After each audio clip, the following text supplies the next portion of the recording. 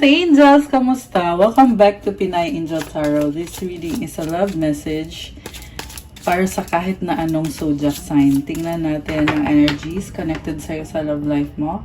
Aalamin natin kung ano ba ang nararamdaman ng taong mahal mo. Kamusta kayo guys? Comment present para alam kung nanonood kayo. Ready ko lang yung mga cards ninyo.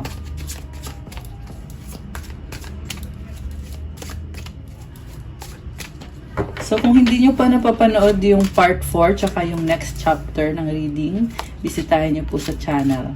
Ngayon, ibang chapter na to. Tingnan natin anong mga pagbabagong paparating. Okay, wait lang. Kuha muna tayo ng oracle messages.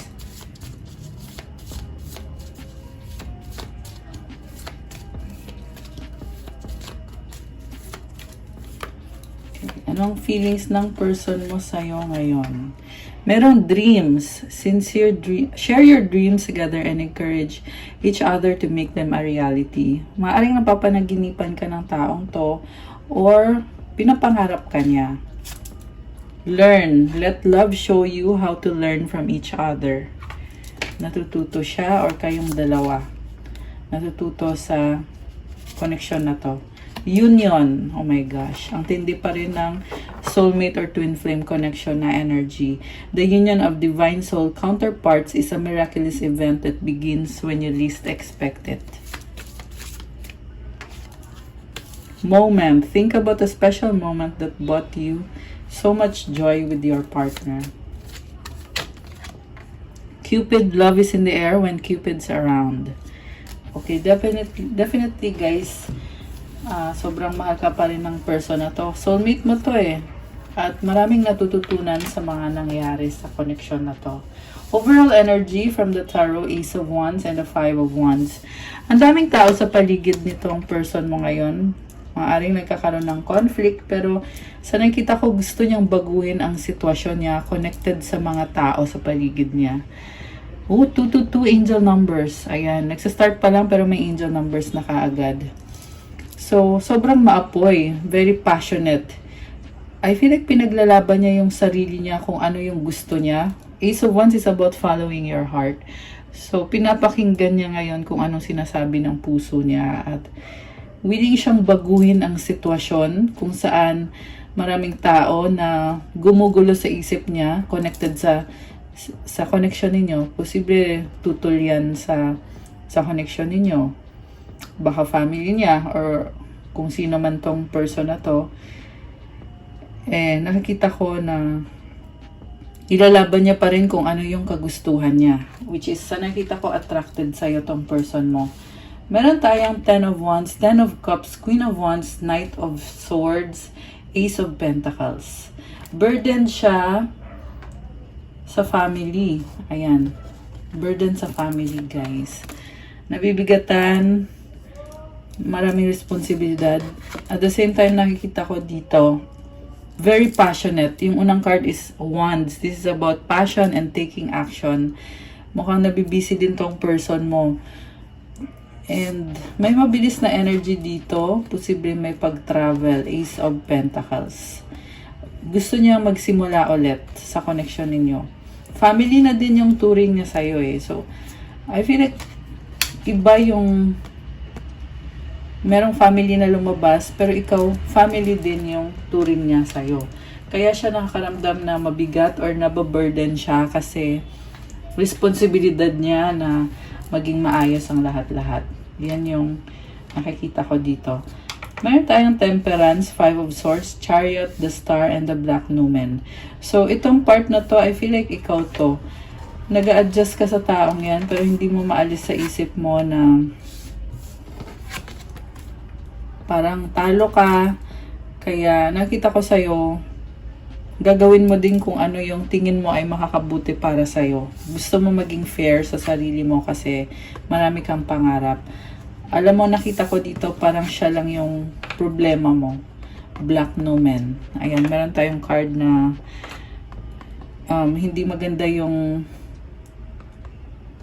Kasi nagmamanifest ka para sa sarili mo, pero merong something talaga sa connection ninyo na nababother yung isip mo. Kaya kahit na busy ka, merong part sa'yo na hindi mo maiwasan na maisip mo yung person na yan at nagkukos siya ng hindi maganda sa'yo.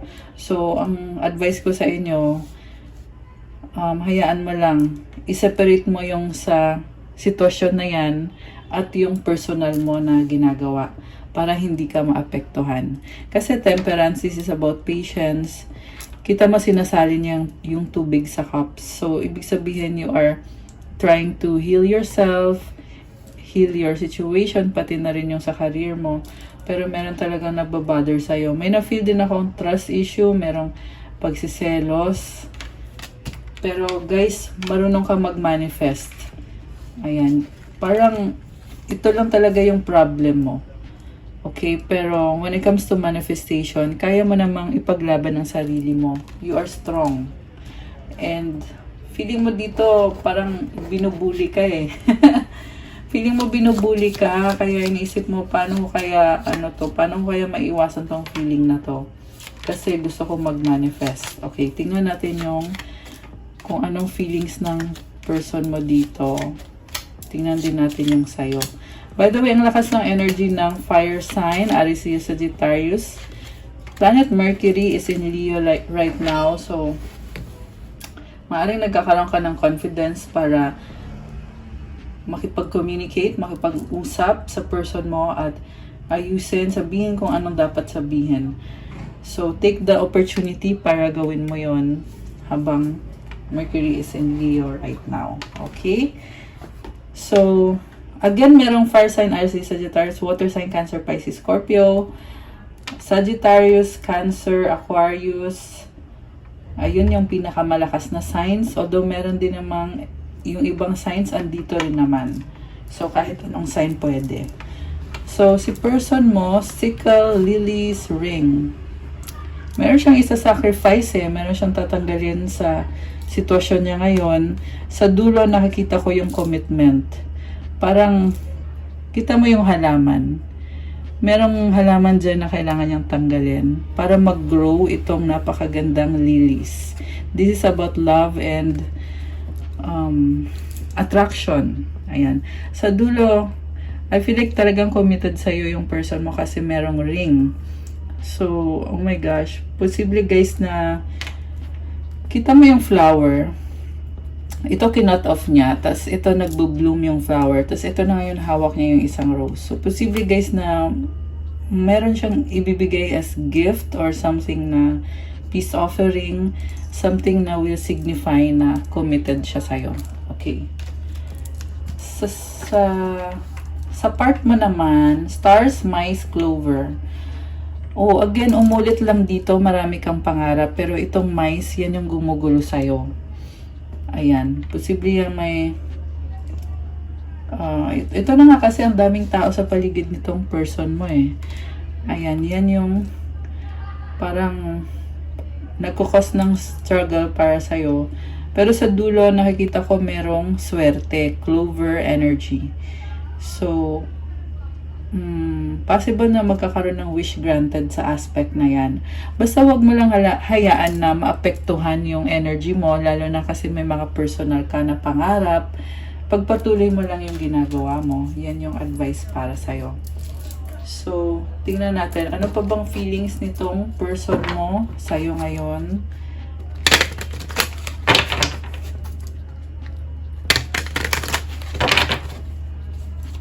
Kasi may nakikita kong bagong offer.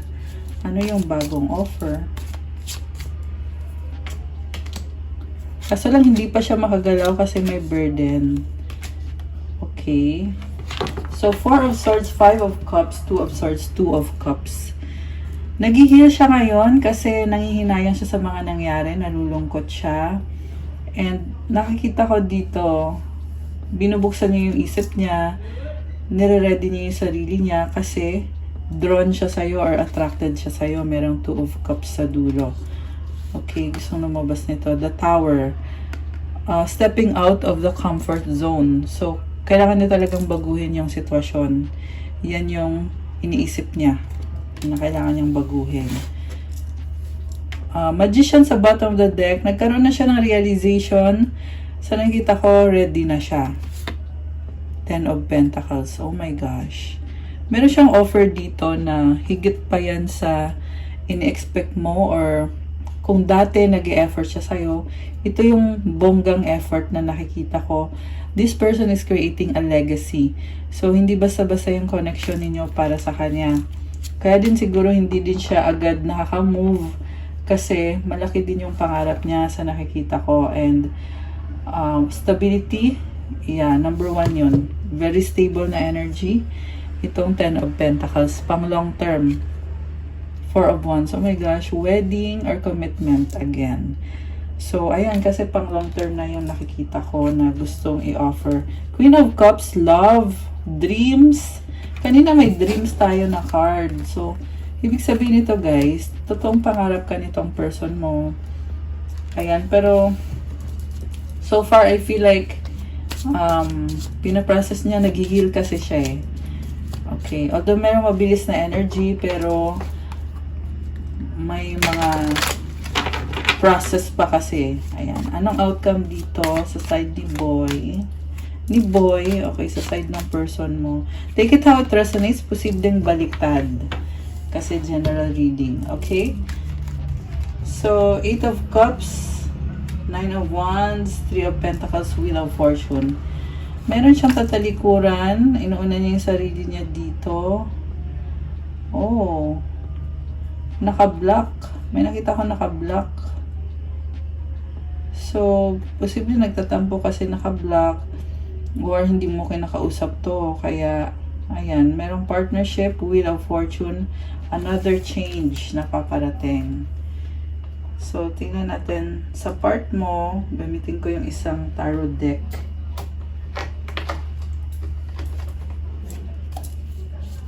Ano naman yung outcome nito para sa'yo? Or ano kaya yung pinaplano mo?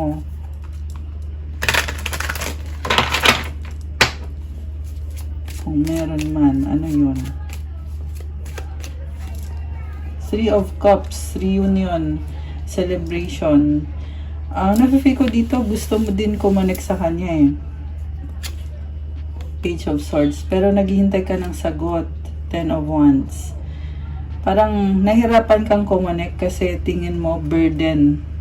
So gusto mo magkaroon ng connection ulit, pero inisip mo dito ay mahirapan ako kung gagawin ko yan. So no contact situation. Pero at the same time, ayun, meron pang opportunity na makapag-usap. 8 of Swords. Kaya ayaw mong gumalaw eh. Kasi iniisip mo, pag ginawa ko to, ito yung mangyayari. Hermit. Pinag-aaralan mo ng mabuti. So, possible din yung isang dahilan kung pinipili mo na wag na munang kumbaga hayaan na lang. Kasi may mga iniisip ka na eh. May mga sinasabi na yung intuition mo na ganito yung mangyayari. So, hahayaan ko na lang. Ace of Wands. Oh my gosh. Following your heart. The Sun. This is also attraction. Knight of Wands. Alam mo, may nakikita ka pang possibility dito. So, hinihil mo yung sarili mo. Pero, partly, kasi nag-heal ka. Pero parang, nagkakaroon ng changes eh. Nagkakaroon ng changes dahil nga sa healing process. Kaya, nafe-feel ko dito, i-consider mo pa to. Ace of Swords. Ayan o, dalawang ace. New beginnings. Dahil sa memories. 6 of Cups, 10 of Pentacles. Legacy. Talaga may pinagsamahan na kayo. Justice. You are strong. Ayan. You want to achieve balance, truth, clarity. Alam mo, hindi mo ma-deny itong taong to. Kahit na sabihin na natin, nag-heal ka, pero sinasabi sa'yo ng intuition mo eh na sandali lang, sure ka na ba? Kasi hindi mo siya ma-deny sa sarili mo, sa buhay mo na naging parte siya ng buhay mo. Kasi nga soulmate connection or twin flame yung nasagap natin dito guys. Although hindi naman sa lahat. Pero ang sinasabi dito is, yun na nga, merong memories or hindi mo siya pwedeng i-etchapuera ng ganun-ganun lang. Pero still, ganun nga yung nangyayari kasi pinipili mo ngayon na mag-isa ka, mag-heal ka. Kasi nangyayari na din naman yung healing, umuusad na, nag-change ka na. Ayan. Okay. So, like I said, bagong simula, the Sun, positivity, Knight of Wands, Five of Swords. So, nakikita ko dito, parang willing ka to give it another shot. Ayan. So, anong mga gustong sabihin ng taong kadil mo na hindi niya masabi? Soulmate mo or twin flame mo?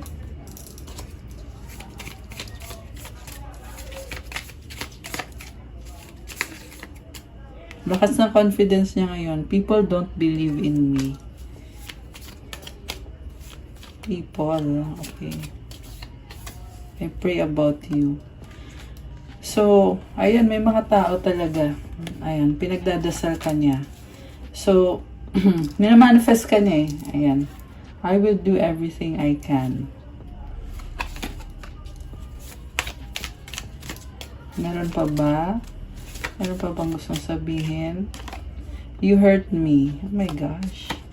I need more time. So, part of this person, nakakaramdam pa ng pain, ng sakit. Kaya, umiiwas, no? Oh my gosh, yun pala yung lumabas kanina. Naka-block kasi. Yan, siguro sa pambablock, kaya nasaktan siya. Or, sa nasabi nyo, sa pagiging ma-pride nyo, may nakita akong ma-pride eh. Nasaktan siya. You make me happy. So, alam mo yung kahit na nasaktan siya, pero merong energy na napapasaya mo siya. We have a deep level of connection. I have hope in us. Honeymoon. Okay. Thinking of you makes me smile. Oh, wow. Okay. Meron pa bang gustong sabihin na mensahe si person mo?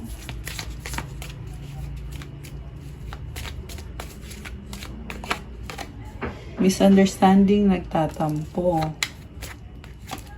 Friend zone, BFF. Okay. Baka ginawa mo siyang friend zone. Kaya na nagtatampo. Kilig much, super in love. Flirting, malandi. Alam mo, merong pagsiselos dito, guys, no? Kasi ito, nakaganon eh, naka-side view. Naka-side view yung isang card. Okay. Merong selosan. Matinding selosan to kasi lumalabas dito eh. In a relationship. So, parang sinasabi na dito, oh, in a relationship, committed naman eh. So, hindi na kailangan magduda. Umaapoy love, passion. Okay. Meron pa ba? Usap tayo. Ayan, merong pag-uusap. Strong, mahal pa rin kita. Ano pa mga energies nitong person na to?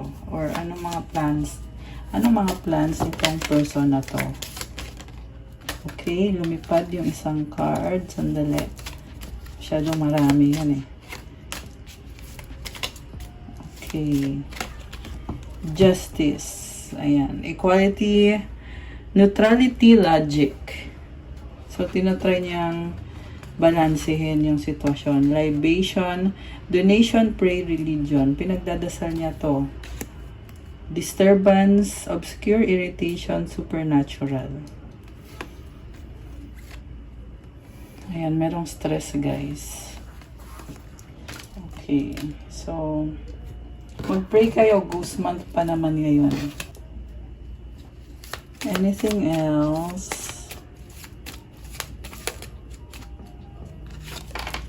Evidence. Meron naghahanap ng ebidensya eh. Parang nasabi mo dito, o kung totoong ako lang ang mahal mo, pakita mo ebidensya. Triumph, saving. Oh, may swerte sa finances. That's good. Advice sa ating viewers. Anong advice? Sandali.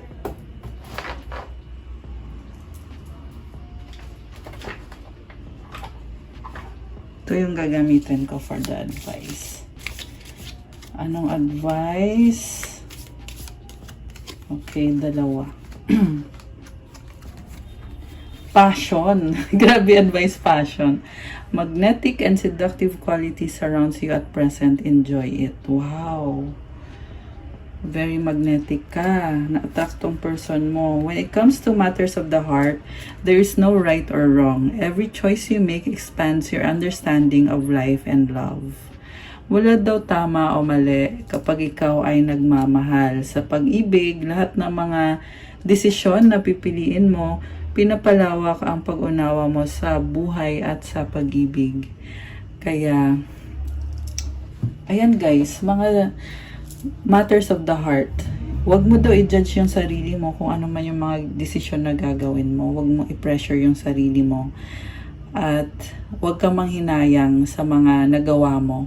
Kasi dahil sa mga nagawa mo or sa mga desisyon mo, natuto ka at na-experience mo yung love. Parte yan ng buhay.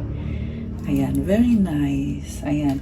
Okay guys, that's all for our love message for today. Thank you for watching. I-like nyo na tong video na to. Ang ganda ng advice card. Grabe. Comment sa mga nag-resonate. Or ilagay nyo kung nagustuhan nyo ba or kung ilang percent nag-resonate. Kung kailangan nyo ng gabay, you can book a private reading. Message lang kayo sa Viber or sa WhatsApp para mas mabilis. Nasa description box po yung contact details. Subscribe and hit the notification bell. If you want to start your crystals journey, check out my Instagram. Nakapost po yung iba-ibang klase ng crystals. May mga special prayers and mantras. Tignan nyo na lang po doon kasi iba-iba pong benefits. Siyempre, merong pang-attract ng love, money, for manifestation po lahat ng yan. For mental clarity, focus, healing, negotiation, self-confidence, wisdom, passion, vitality. Tingnan nyo po doon at message nyo na lang ako. Thank you, Earth Angels. Good night. God bless. Stay safe. Love you guys. I'll see you again soon and stay safe. Bye!